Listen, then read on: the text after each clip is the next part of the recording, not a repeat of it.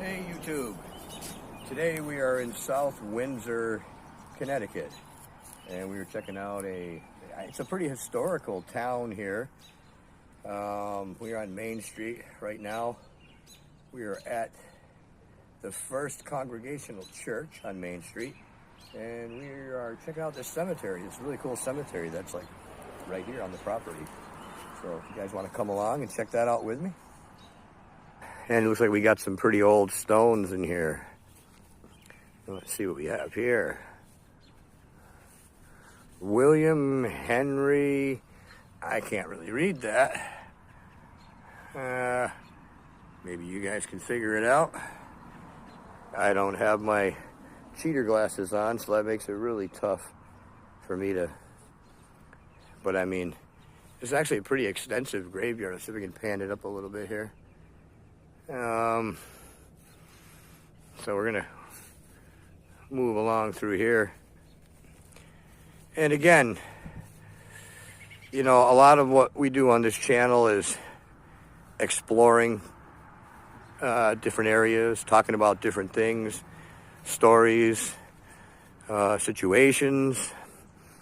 Today, I am basically just walking around this cemetery looking for something interesting. It looks like there's a church service going on over here. Hopefully they don't come out and have a problem. Some people get uptight about the darndest things. I'm really, really interested in this stone here.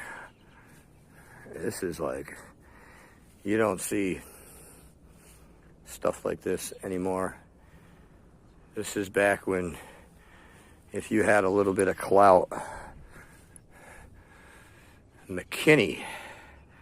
And let's see what we got down here. Ward D. M. McKinney. Right, Ward D. McKinney, aged 87 years, died July 3rd, 1853, from injuries received while in disengage of his duties as conductor on New York New Haven Railroad. Wow, so this poor guy, you know, he must have had something to do with the railroad, you know, constructing it. And he was killed on the job. But, you know, just think about it. Oh, was it age 37? Okay, sorry. I was going to say, if he was 87 years old working on a railroad, he had a pretty good run. But yeah, you know, that really kind of sucks, you know. Die at 37 years of age, and that's hard work, you know, back then. Figure 1853. Whew. Can't even imagine what life was like back then. You know, we take for granted all the wonderful things that we have today, you know. 1853, I mean, you know, if you had to take a dump in the middle of the night, you know, you had to get out of your bed. Well, you could probably use you know, I think they had like a portable privy that you could use and maybe cover and dump out in the morning, you know. But other than that, you know, if the weather was real bad, or I would imagine if you were suffering some kind of an illness, that would probably be the smartest way to go about it. But, you know, other than that, you would have to get up, go out to the outhouse, you know, do your duty. And, you know, forget about toilet paper, you know. So my father, he's 90 years old. He'll be 90 years old this September. And my mother just turned 90 about a week and a half ago. So they grew up, you know, during the Depression and right after it. And they tell me stories about, you know, what life was like back then. And there's been many times, you know, like my father would say, yeah, toilet paper. He goes, we never had toilet paper. He says, we had a Sears and Roebuck catalog, and we would just leave that in the, you know, in the outhouse. And, you know, if you needed to go and you needed to wipe yourself, that is what you would use. And, shoot, you know, just, and I apologize for my camera work here, and it is getting dark. You know, I'm not on an expensive device. I'm actually using my wife's cell phone because it's better quality than mine. And I am basically just filming this graveyard and talking about things and reading a random grave here and there when I can. A lot of these are so old they're almost not even readable. This looks like,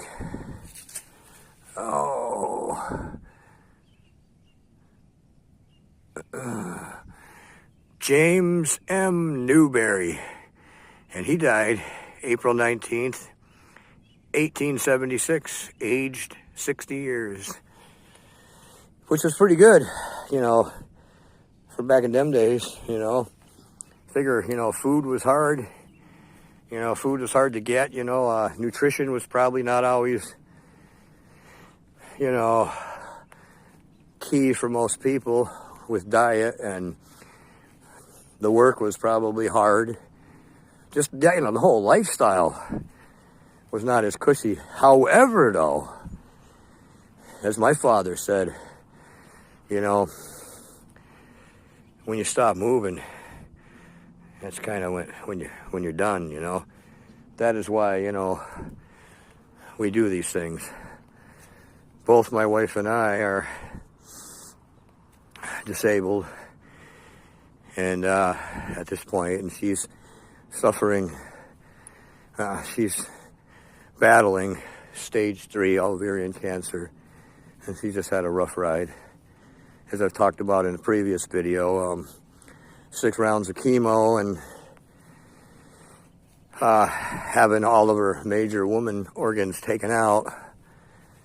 It's, you know, she's in remission at the moment, but it's a constant trip to the doctors and tests and scans, and, you know, she's in a lot of pain, and I try to get her out when I can, just to get her out of 4 walls and out into some air, and if anything, you know, get her spirits up. It's good for your head and your soul to see different things. And, you know, I'm a firm believer that nature and the outside is one of the best things. See if we can straighten that out. It's broken, but... And apparently this land, it says on the plaque in town that it was bought from the Podunk Indians way back in the 1700s. So this was all their land back in the day. And they would, they farmed this area. You know, they had a, village here. I mean, this was their land. And, you know, it's a funny thing when they say that it was, you know, that they bought it from the natives. Because we all know that, you know, they probably gave them a couple of beaver pelts and maybe some guns and some tobacco or something, and they talked them into signing some agreement of, you know, basically giving up their land or their area that, you know, and it really wasn't, you know, more or less they kind of came in, took over, and kicked them out. So you could pretty much say they stole it, you know, in some ways. I mean, I've got a lot of Native American in me, the Iroquois tribe. And, you know, my whole family's, you know, got lineage in that sort of thing. So, However, it just seems to be the way of the human race in the world. If you really think about it, stop and think about people that get all knotted up over all this stuff. I mean, it always seems like it's just like, I don't even know how to put it into words, but I mean, if it wasn't the English that came over here and dominated the natives, it would have been somebody else eventually, or vice versa, or, you know, the natives would have overtaken other lands. I mean, there's always been this thing with human beings from the beginning of time of greed and power and kind of the survival of the fittest. You see it in the animal kingdom. You know, it's surprising, though. If you've ever watched animals long enough in the wild, they actually seem to have somewhat of an understanding between each other, as well as, you know, like humans can sometimes, you know, as I said, it's hard to put into words, you know, the things that I think about or things that I've seen, you know. But it seems like with humans, it always quickly goes to greed and domination fast. And, you know, then they put laws in place to try and govern, you know, government and stuff like that to try to,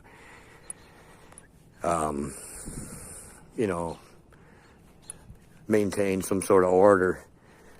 But there's always a fight with that, too. There's always a constant tug of war, you know, between good, evil, and, you know, just people that want to dominate, take over.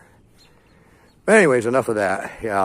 As I said, this channel is all about stuff off the cuff, stories, adventures, situations, places.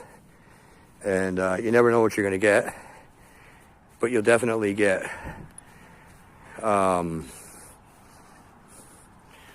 some good scenery. Today we got out a little bit late. We had to get some shopping done and take care of just regular.